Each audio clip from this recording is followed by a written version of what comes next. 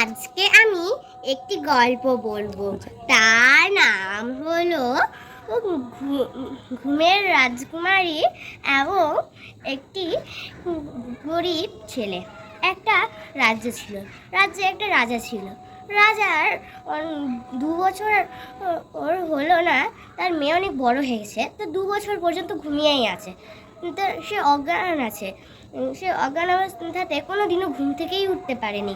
তাই তাকে অনেক ধরনের তান্ত্রিক, সাধু বাবা, অনেক ডাক্তার সবাইকে ডাকিয়ে তার মেয়ের চিকিৎসা করার পরেও তার মেয়ে জ্ঞান থেকে উঠল না। সে ভাবলো, সিদ্ধান্ত নিল যে সে ডাক্তার আর সাধু বাবা ছাড়া কি সব কিছু করা যাবে, অন্যান্য মানুষও তো করতে পারে কিছু।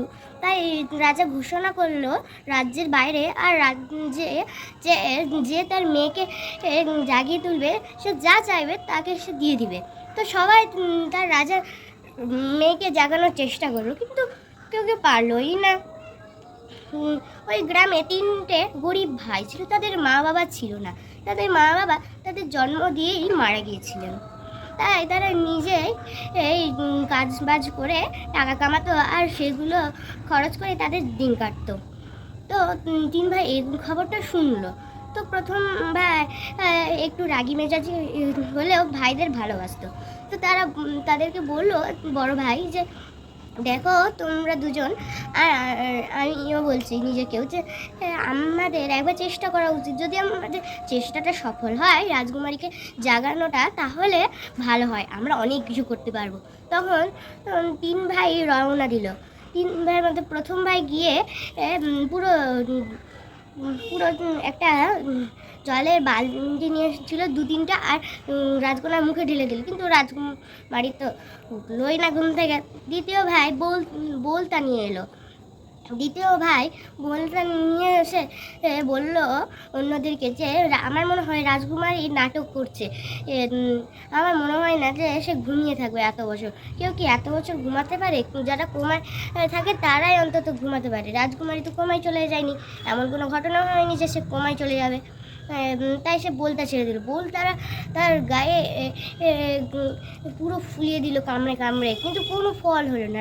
শেষমেশ রাজা তাকে উল্টে শাস্তি দিল। তারপরে তৃতীয় ভাই এলে সে রাজাকে বললো যে রাজামশাই, আমি পরে আসবো, আমি একটু কিছু জেনে আসছি।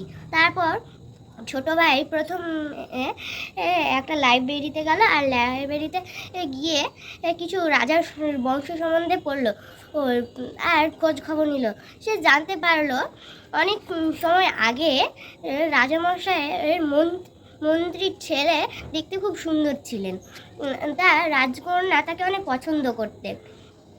তো রাজকন্যা তারা দুজন একে অপরকে ভালোবাসতো।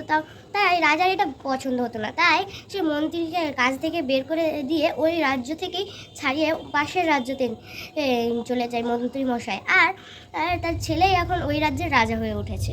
তাই সে অনেক দূর দূর পর্যন্ত ভ্রমণ করে শেষমেশ ওই মন্ত্রী ছেলেকে নিয়ে যায় আর ওখানে আসে। সে এটা খোঁজ খবর নিয়ে ছিল যে রাজকন্যাকে যদি তার প্রেমে জড়িয়ে ধরে, কেবলমাত্র সেই ঘুম থেকে উঠতে পারে চিরকালের মতো। তাই সে ওকে নিয়ে এসেছিল। ওই সেই ছেলেটি রাজকন্যাকে জড়িয়ে ধরলে তাও কোনো ফল হলো না। তারপর ওই ছেলেটি সব সত্যি কথা বলে যে যখন আমাকে এই রাজ্য থেকে তাড়িয়ে দেওয়া হয়, তখন আমি অন্য একটি মেয়েকে ভালোবেসে ফেলি, তাই আমি আর ওকে ভালোবাসতে পারবো না, এ বলে ছেলেটি চলে যায়। তখন ছোট ভাইটার অনেক কষ্ট লাগে যে মেয়েটা এমন পরিস্থিতিতে কি ভালো প্রেমিকটা এমনকি তাকে ছেড়ে চলে গেলো। তাই সে তাকেই উল্টো জড়িয়ে ধরে, আর রাজকন্যা আর ঘুম থেকে চিরদিনের মতো উঠে পড়ে। আসলে ছোট ভাই তাকে ভালোবেসে ফেলেছিল, তাই সে ঘুম থেকে উঠে পড়ে। আর সবাই অনেক অবাক হয়ে যায়। রাজামশাই জিজ্ঞাসা করেন, তুমি এবার কী চাও বলো, আমার মেয়ে তো জেগে উঠেছে। তখন সে বলে যে আমি আপনার মেয়েকে ভালোবেসে ফেলেছি এবার, তাই আমাকে ওর সঙ্গে বিয়ে দিয়ে দিন। আর তারা বিয়ে করে নেয়, আর তারা সুখে শান্তিতে জীবন কাটাতে থাকে।